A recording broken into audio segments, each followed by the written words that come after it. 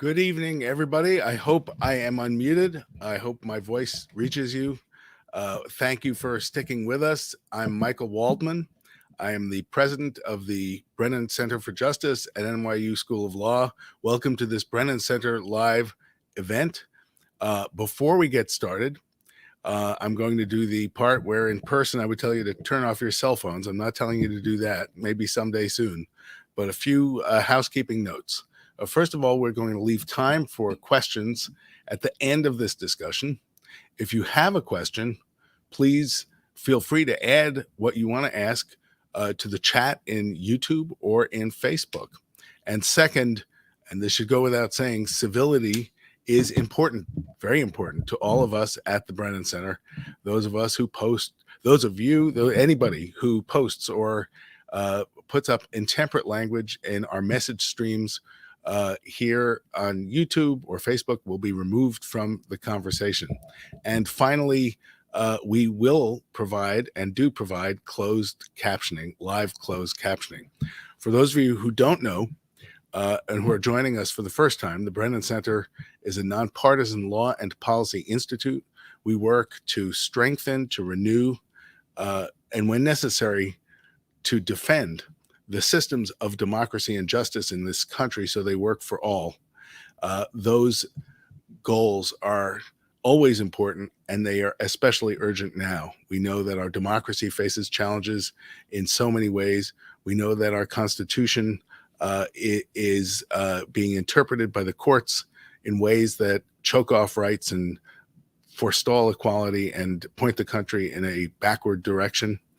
And we know that our criminal justice system is a system that is rife with issues demanding action, demanding reform, demanding a better way.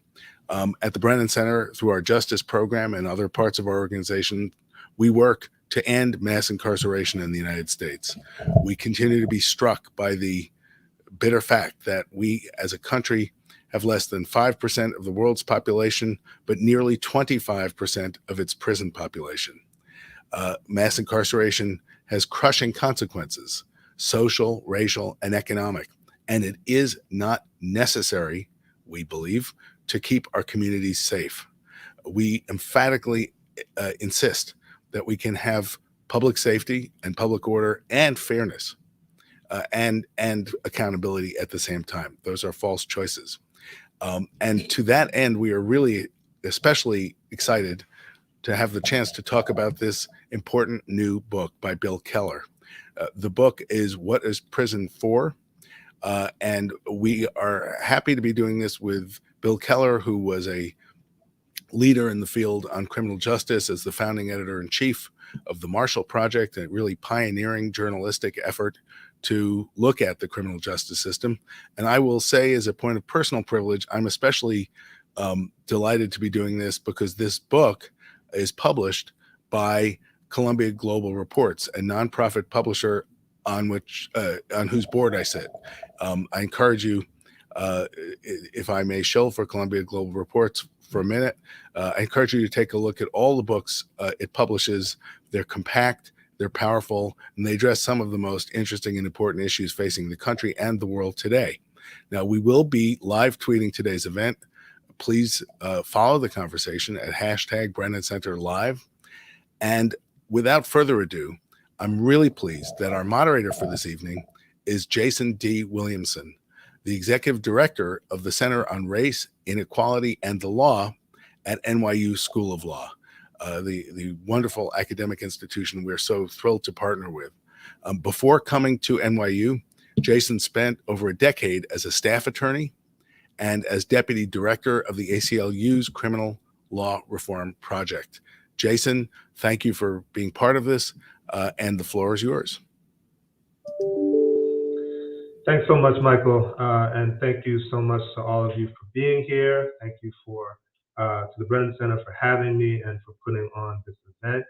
I'm really excited about our conversation, and I know we have a lot of ground to cover with our guests, so we're gonna dive right into tonight's program. As many of you are aware, and as Michael alluded to, there are roughly 2 million people behind bars in the United States at any given time. which is what kept me so busy for so long at the ACLU, and the work continues.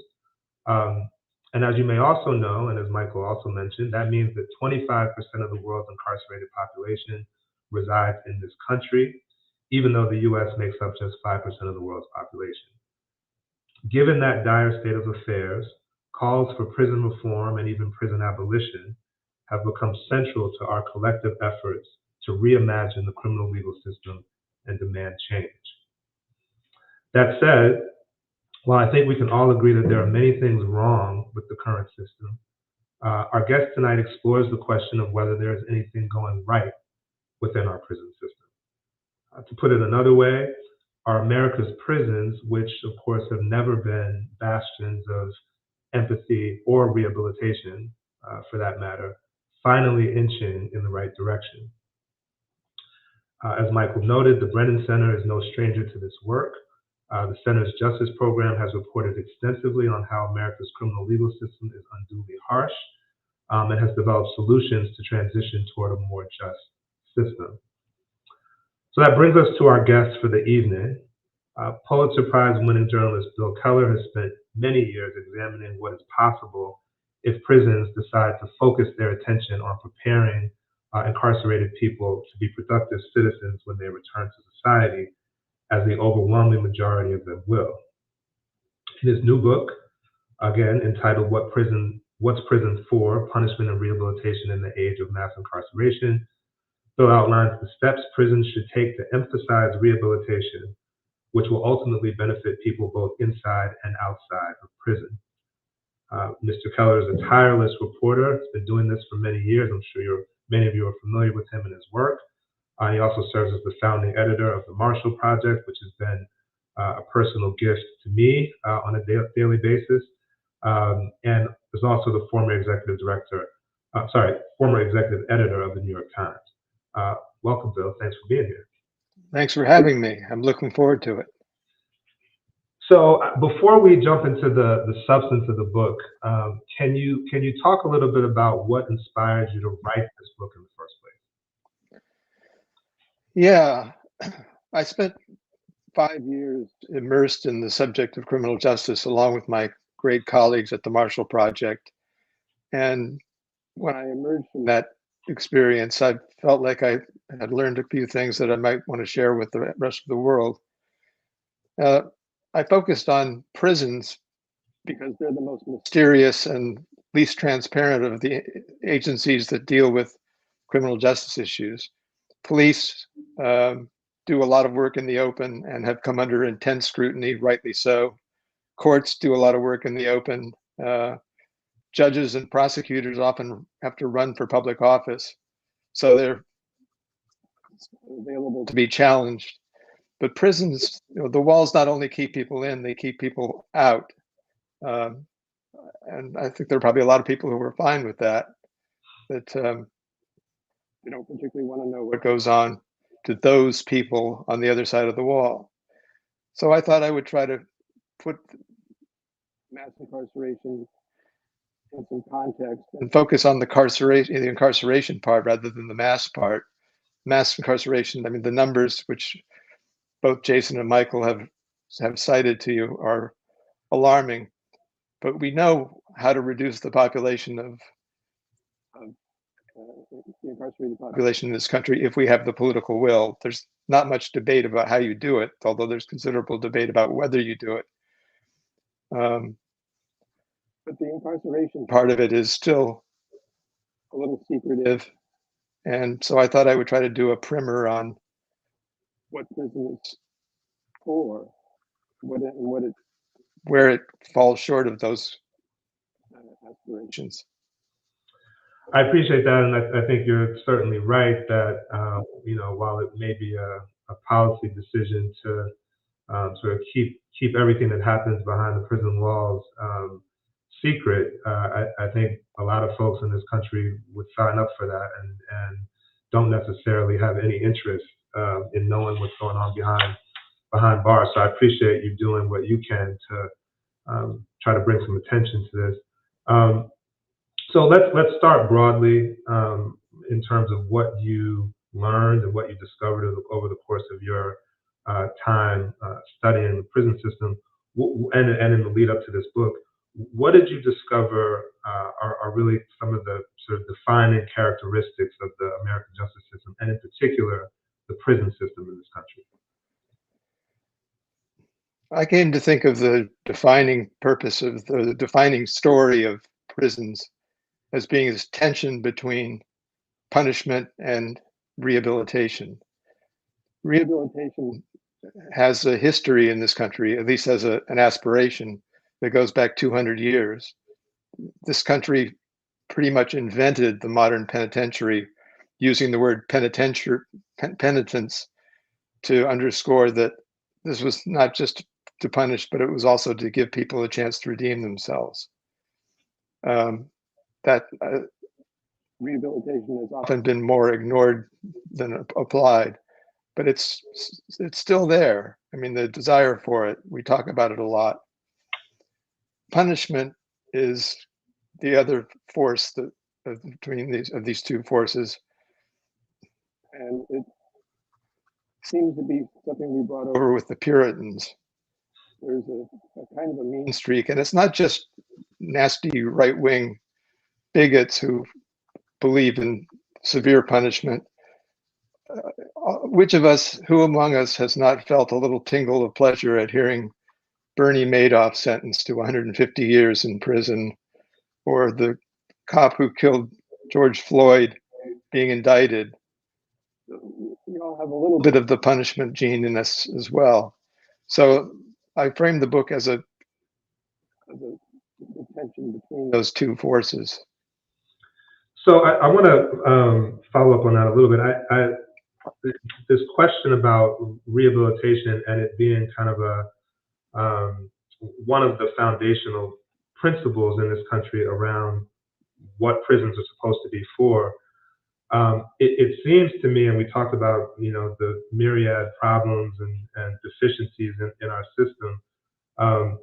I wonder, and we'll talk about the details of the different programs and things that are happening in prisons across the country. But how difficult do you think it is, generally speaking, to help folks rehabilitate in the context of a setting that is traumatic on a day-to-day basis, just in terms of going from point A to point B. If you're a person who's living your life in prison, how do you deal with that while you're also trying to somehow rehabilitate yourself and prepare to leave the facility at some point? Right.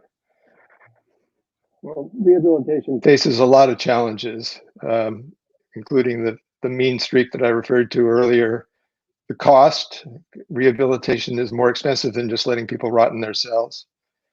But you've alluded to one of the major problems with rehabilitation, which is that prisons are not great therapeutic environments. They're scary, they're tense, they're noisy. There's a kind of culture in a lot of prisons that you're some sort of a sellout if you try to better yourself. And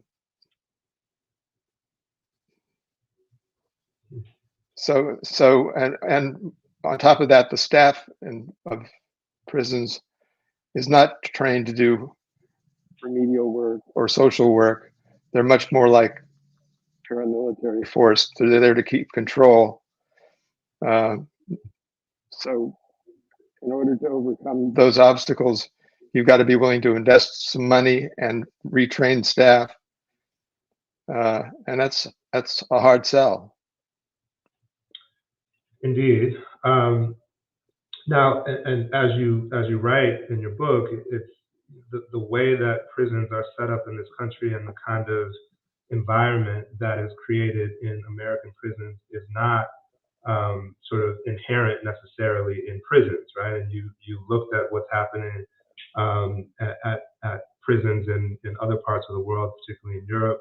I wonder if you could say a little bit more about what prisons are like in Europe and how much you think that approach can or will be imported into this country, because it seems to me that it's not just that the facilities themselves look different and feel different, It's that there's a different mentality, a different approach to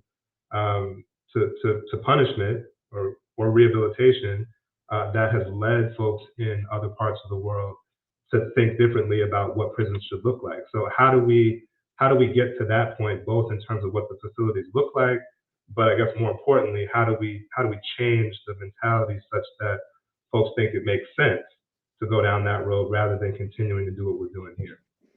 Yeah, that's exactly right. It's not just an infrastructure difference between Europe and the United States. It's a philosophical difference.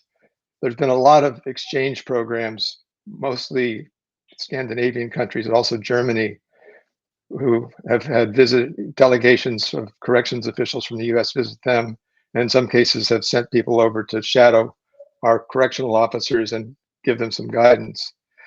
The philosophy, to oversimplify a little bit, is that punishment is the deprivation of freedom. The fact that you are separated from your family and your community and locked up, that is the punishment. Punishment does not incorporate being raped in the shower, being beaten by the guards, being locked in solitary confinement. Those are excesses of harsh treatment. So first of all, it's the philosophy that you retain your humanity and your rights, including, by the way, the right to vote, while you're undergoing this period of isolation. Second of all, the job of the prison is to essentially diagnose what led you into a life of crime and to help you address those issues while we have you in custody. We're going to help you do anger management or get an education or whatever it will take for you to be a good citizen and neighbor when you are released, which, by the way, 95% of prisoners currently locked up will be released one of these days. And the other striking difference between the United States and the countries that I've referred to is the role of staff. To be a correctional officer in most places in the United States, you'll get a few weeks of training in crowd control, self-defense. In Germany, if you're going to be a correctional officer, you're going to do 2 years of college-level study, including human rights law and psychology. And your assignment is not to go in and just play a paramilitary role. It's to engage the prisoners, to sense when something is going wrong with them, with their lives, so that you can help address it before it turns into violence. Now, obviously, the United States is not Norway. Norway is a racially homogeneous, oil-rich welfare state. And we're not. But I've talked to corrections officers, reform-minded corrections officers in several states that have tried to match up with their European counterparts. And they're not trying to replicate Norway's conditions in New York or California. But they're trying to apply the general philosophy that it's about, this is a time when you can set people straight so that they can rejoin the real world. Appreciate that. I'm going to come back to that shortly, but I'm curious. I mentioned earlier that the Brennan Center does a lot of work on this topic, and they've developed an important series of essays called Punitive Excess, highlighting how across a range of issues, U.S. policymakers have prioritized excess punishment over the more supportive and less traumatic ways of dealing with social harm that we're talking about here. And so I'm curious, in conducting the research for your book, did you come across punitive excess in the U.S. justice system as a concept, and how difficult do you think that is to overcome if we're going to get to that sort of change in mentality that you're talking about? Well, not to put too fine a point on it, but just about everything about the U.S. criminal justice system is about excessive punitive excess. We are one of the few countries, developed countries, that still has a death penalty. we're one of the few that has life without chance of parole. We have laws that set mandatory minimum sentences. In Scandinavia, you're more likely to find mandatory maximum sentences. We have 3 strikes laws, some of which have been repealed, but not all of them. We pile on the punishment at each step along the way. Fair enough. Obviously, you have been able to identify facilities around the country that are, in fact, engaging in some at least helpful programming that is having positive effects on some of the folks that are inside. I wonder if you could say a little bit about some of the more significant success stories that you encountered doing the reporting for your book. Yeah, I don't want to sound too optimistic. I'm not just the bearer of good news. There's plenty of bad news about the criminal justice system. The good news is that there are people who are trying, and the heroes of my little book are the reform-minded correctional officials and politicians who have braved being called soft on crime to try out new things. They're the educators who teach college, particularly college classes, which have been proven to reduce recidivism rates. They're the volunteers who work in prisons helping maintain family ties so that when people get out of prison, they're not left completely without family support. There are interesting programs all around the country. One that I was intrigued by in Texas, it's called the Prison Entrepreneurship Program, where they take promising prisoners, set them up in a separate unit of the prison, and do essentially a master's in business administration mini course for them. The aim being that when they're released, they'll be able to, if not start their own business, work for somebody who's got a small business.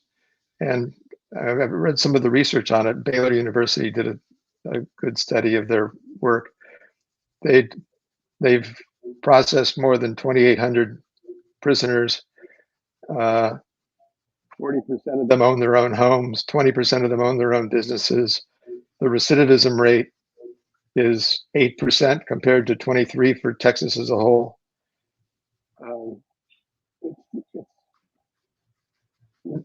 The criminal justice system can't be reformed just by making the prisons better. Prisons are the catch basin for all of the other societal shortcomings: poverty, racism, lack of housing, lack of jobs.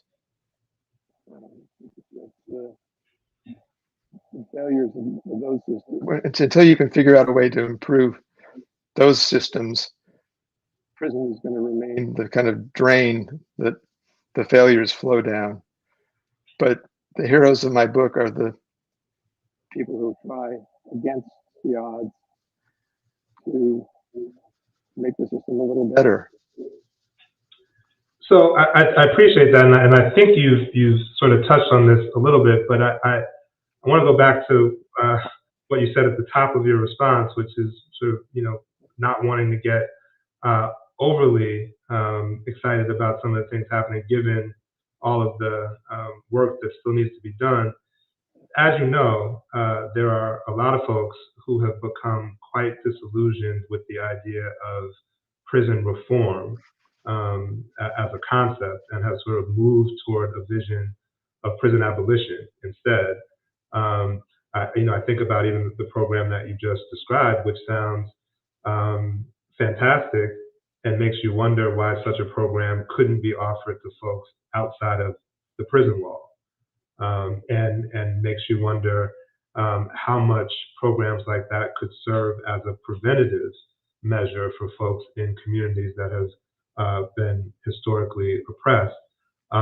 So I'm curious how you respond to the argument that no amount of reform is going to fix our prison system, and that really all we're doing is sort of tinkering at the edges if we're trying to fix what's going on inside of these facilities. Yeah, that's a good question, because the abolitionist movement is arguably the fastest growing component of the anti-prison movement. I think first, I've read a lot of the abolitionist literature, and I think, first of all, they deserve a lot of credit for having been early to recognize the shortcomings of the system as it exists and draw attention to the failures, both the failures of the system that leads people into prison and the failures of the prison themselves to make us safer or to satisfy any other legitimate purpose. I have two concerns about abolition. One of them is, in this new world, if you could get to the ideal world that the abolitionists prescribe,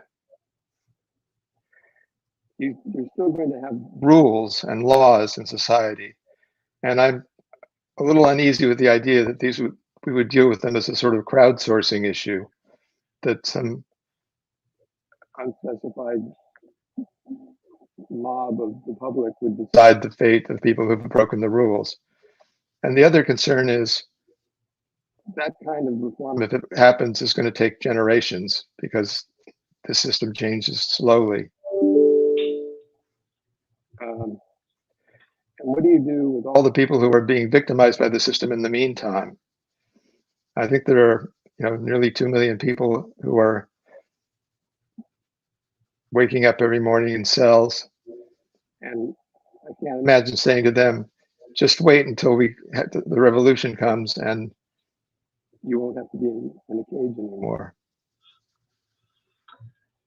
No, I think that's fair, and that is an ongoing conversation about what to build in place of the things that may need to be torn down.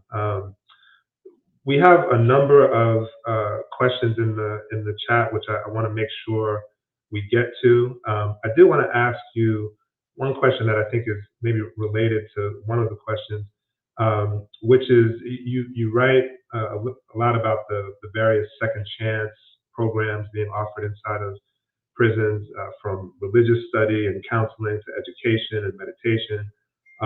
And of course, there's extensive public debate and disagreement about the extent to which those programs are effective. So I'm just wondering, after all the time that you've spent reporting on the prison system, what do you think is working and what's not? And then related to that, someone asked a question about how the restorative justice movement might sort of be woven into all of this, and whether you think that's a viable alternative.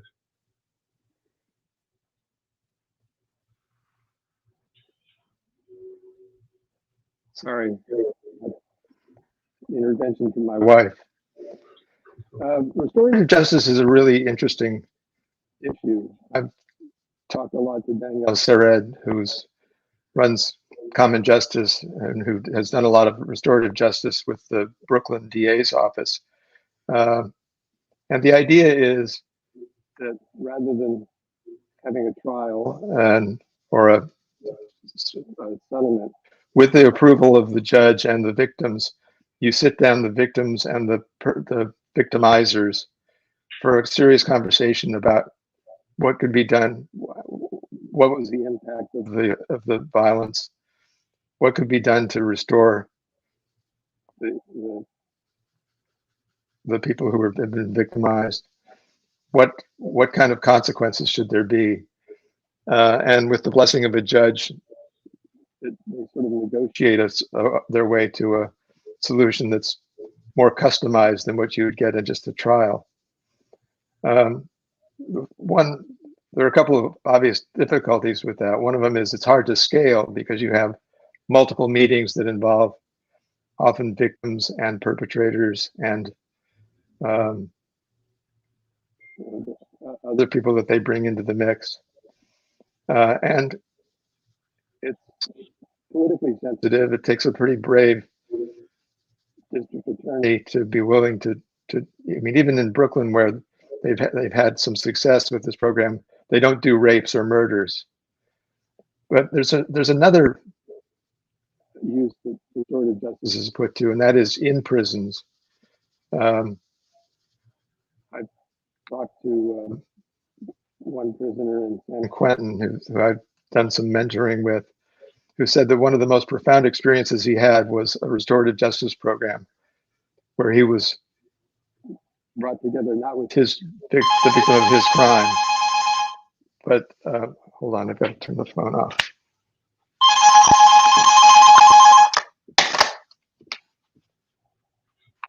Anyway, he was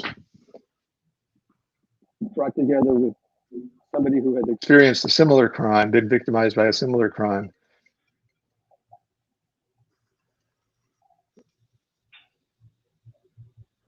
And he said it was just profound, the shame that he felt in that restorative justice program.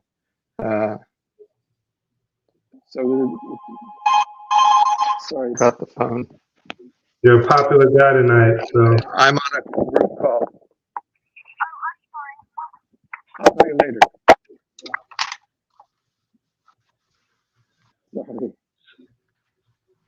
So I appreciate that, because I was going to ask whether you thought there was a way to import restorative justice principles to inside the prison itself, as opposed to just being an alternative beforehand. So that's interesting that at least in some facilities that seems to be happening.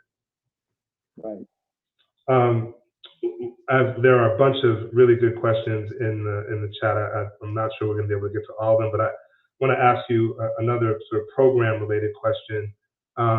Assuming you were able to or have been able to visit both government-run and privately run institutions, did you notice any differences in the programming between those prisons that were privately owned and those that were owned by either the state or the federal government? I have not visited a private prison, but Shane Bauer, excellent reporter for Mother Jones, wrote a book a couple of years ago where he enlisted as a prison guard in a private prison, and it's an excellent book. He talks about the history of profiteering, and profit and incarceration don't just come together in private prisons. There's a long history of starting with after Reconstruction, a lot of places in the South, slavery abolished, substituted indentured servitude as the criminal penalty. So sort of the era of slavery, new era of Jim Crow, and that work was contracted out to private people who profited from it. And although it's a fairly small minority of federal and state prisons that are now privately managed, Shane Bauer found that there was much more focus on the bottom line in the privately run prisons. And even the publicly run prisons have components of capitalism associated with them. They contract out medical services, transportation services, telecommunications services, cafeteria services, uniforms. So there are even in the state-run and federally run prisons, there's a fair amount of profit to be made. And I imagine that that could have an impact on the quality of the programming at those facilities, right? If either the government or the private owner of the facility thinks that those programs are going to cut into their profit margin, then they may not offer those programs, or they'll offer some watered down version that may not be as helpful. Right. Well, and on top of that, if you get paid to run a private prison, sort of the way hotels get paid by occupancy rate. So you have no incentive to get people out of prison, rehabilitated and rejoining society. it's a full bunk is a bunk that pays. That's right. Another, what I think is a really good question, which is based on your research and your experience, how has the definition of rehabilitation changed over time? And then sort of I'm adding this, which is, do you think it needs to change in order to sort of help people reimagine what it means to rehabilitate folks, and what kind of tools and resources people need in order to find success once they are released? Well, I want to be careful about overgeneralizing. There's a saying that prison officials have that if you've seen one prison, you've seen one prison. Everyone has its own culture and its own shortcomings and features. So now I've lost track of the question. Well, I'm sure that's true, and I guess I just mean, generally speaking, do you think there's a difference in the way that people view what is required if you're really going to rehabilitate someone now versus what folks may have thought about that question, 20, 30 years ago? Or do you think we're sort of stuck in a place where either there's no sort of one definition of what rehabilitation is or means, or if, generally speaking, the public is not especially concerned about how to define rehabilitation? Well, as I said at the beginning of this conversation,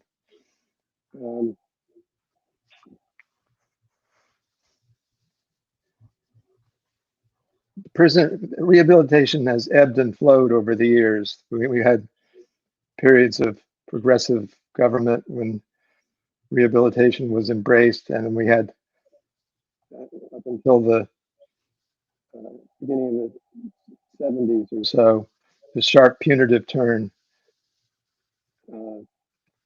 which included a rejection of rehabilitation. I think rehabilitation, the idea of it is staging something of a comeback now. I don't want to overstate that because I don't want to be overly optimistic. But I do think there's a lot more discussion about starting rehabilitation early when people are incarcerated, emphasis on their specific needs rather than just treating everybody generically. But again, you can't generalize. There are prisons that are located in urban areas, like San Quentin near Marin County, or Sing Sing in Westchester County, where they tend to have more enlightened superintendents and a lot more volunteers available to do rehab. And then you get places that are hundreds of miles away from the cities, and they don't, you can wait 6 months to get into an Alcoholics Anonymous program. Right. Thank you for that. Another question, the question is, what are the statistics on recidivism in the U.S. and how do other countries differ? And I guess just to connect that to the larger conversation, how do you see those recidivism rates affecting our political will to make the kinds of changes that you think are necessary inside of prisons? It seems to me it could go both ways, right? People could read those statistics as, sort of saying these folks are hopeless and we shouldn't spend additional money trying to provide programming and so forth because they're just going to get released and commit more crimes. Or maybe a more enlightened view that, to the extent that we invest more resources into rehabilitation, our recidivism rates are likely to decline. And that may be the case in places like Europe or otherwise, but curious about your thoughts on recidivism and how it fits into the conversation. Sure. There are lots of different ways of measuring recidivism. You can do it on a 3-year, 5-year, 10-year span. Some people count any arrest as a recidivism. Some people wait to see if you're convicted or actually resent to prison. But one widely used number, and it's a pretty damning one, is that 2/3 of the people released from prison are rearrested again within 5 years. That is not a sign of a successful rehabilitation program. I would argue that that's the case for rehabilitation. It's not that rehabilitation is leading people to a life of crime. On the contrary, there's considerable academic research that suggests that prison makes some people more likely to commit crimes by giving them sort of an alien attitude towards authority, and of course by sending them home with no skills to earn a living. Right. You asked also about European Well, prisons. I just wonder if there's any hard evidence that there is a correlation between the facilities that are actually taking real strides to help folks rehabilitate themselves and recidivism rates. I mean, so for example, some of the facilities that you highlight in your book, and it may be too soon to tell, but do we know whether those facilities have fewer people recidivating and coming back to prison than those that aren't engaging in some of that programming? Yeah, the best research I've seen is deals with education in prison. Rand Corporation has done a kind of meta study where they gathered a lot of other studies of recidivism and how it was affected by people getting an education while they were behind bars, specifically a college education. And the results are pretty dramatic. And I don't think too many people dispute. I mean, there are people who think we shouldn't give college to prison inmates because they're prison inmates and they deserve to be punished. But there's nobody suggesting with evidence that college doesn't make them less likely to return to a life of crime. Right. And one other rehabilitation-related question. One of our viewers asked, does prison rehabilitation have trauma-informed conversations as an essential element? So I'm assuming that means, for people who are going through this programming in a given facility, are they talking explicitly about the trauma that they're experiencing, or the trauma that they experienced before they got to prison that may be one of the reasons that landed them there? Do you have a sense of whether folks are sort of dealing with that head on? Yes, there are a number of facilities that deal with trauma, not nearly enough, because as the questioner implies, and rightly so, people who are in prison are much more likely to have experienced childhood trauma, sexual trauma. That's even more true of the women prisoners, who make up about 10% of the prison population. But it's erratic. Again, prison officers aren't trained in dealing with such issues. They're there mostly to keep order, and hiring skilled therapists, while I would probably argue it would be worth the cost, it is a cost, and money is one of the biggest problems with getting rehabilitation going. We've talked here and there about sort of wanting to temper any enthusiasm about what's happening inside of these prisons. But I wonder if you think there is a case for, just based on your research, is there a case for cautious optimism right now when it comes to the way that our prisons operate? Or do you think, the programs that you were able to identify are, not indicative of where prisons and sort of the prison system is headed in the years ahead? Well, there's good news and bad news. The bad news is that the paralysis that's hit Washington during the Trump years has silenced a lot of relatively conservative public officials who supported reforms, because we're now going into a midterm election and presumably a presidential election where crime is the big issue, and the being tough on crime is going to be a merit badge for a lot of candidates. So we can hope that isn't a permanent condition, but just the mood of the country at the moment. The good news is, first of all, most of the incarceration takes place at the state level, not at the federal level, and different states have tried different things with some success to embrace rehabilitation. That's one call. For example, President Trump signed a bill that included restoring access to Pell Grants, college grants for incarcerated people. That's a program that was cut off in the 1994 Crime Act by a tough on crime bipartisan majority that included President Clinton and Joe Biden, who was then chairman of the Judiciary Committee.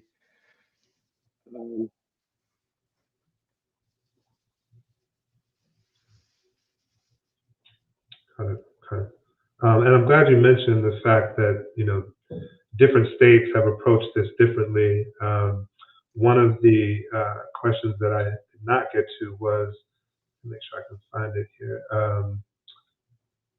It's just a question about whether there are any states that are doing this particularly well or better than other states. And if so, how might you explain those differences? There are several I could point to. Two that I'll name are Oregon and North Dakota. Oregon, which is a blue state, is probably not surprising that it would be a reform-minded state. North Dakota is a pretty red state, but it happened to have a couple of relatively enlightened directors of corrections.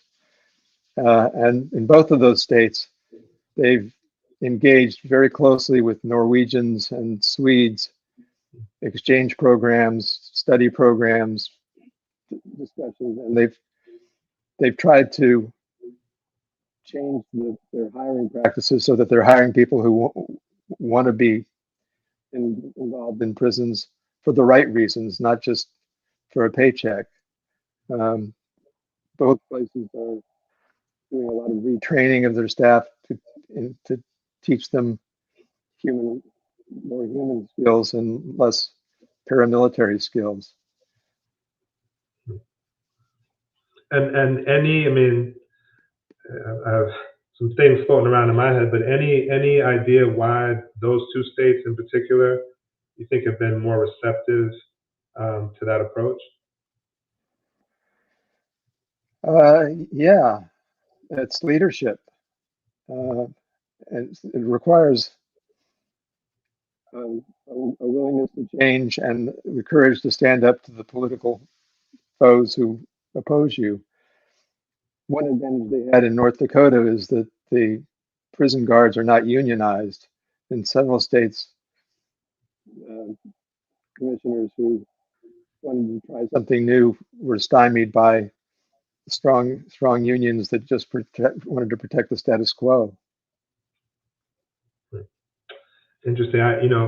One of the things that occurred to me when you mentioned the Norwegian example, you pointed out that one of the big differences between this country and Norway is that it's homogeneous, right, for the most part, and we are not. But those two states, I think, have relatively small populations of folks of color, and I just wonder whether there's any correlation there, whether states that have a larger population of Black and brown people in prison would be willing to consider these sorts of alternatives. So I'm not necessarily asking you to comment, but I just wonder. Well, there's a chapter in my book that's entitled "What's Race Got to Do with It?" And a three-word answer. I spent a few pages on it, but a three-word answer is just about everything. I mean, every step along the way of the criminal justice system, from cops frisking people on the street to people condemned to death row, Black Americans are way disproportionately represented. Blacks make up 13% of the American population, and nearly 40% of the incarcerated population. And so, yes, I would say your speculation about the racial makeup having something to do with their openness to reform there's something to that. Thanks for that, Bill. So I know we're coming up on time, and thank you again for everybody who asked questions. I don't know if we were able to get to all of them, but I think that's most of them. I wanted to make sure I asked you one last question before we finish, which is, can you tell us what is one thing that you want our viewers to walk away with this evening as it relates to your work and your book?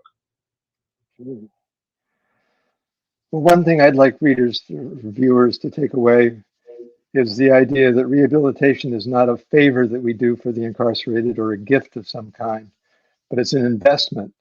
It's an investment in human potential and in public safety. And there seems to be evidence that it works, right? Mm-hmm.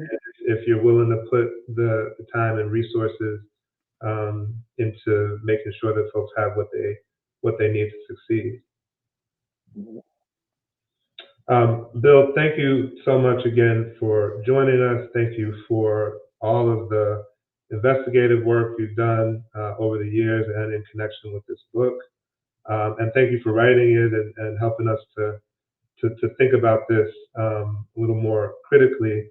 And I never thought I'd have the opportunity to thank you directly for the Marshall Project, which, as I said, is something that has added a lot of value to my life since it started. So I appreciate all your efforts in the field, and keep up the great work. And folks who are interested in the book, can you say a little about where they can find the book?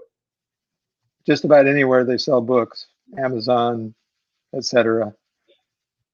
Got it. And again, the full title of the book is What's Prison For? Punishment and Rehabilitation in the Age of Mass Incarceration. Thanks so much for having me. I enjoyed the conversation.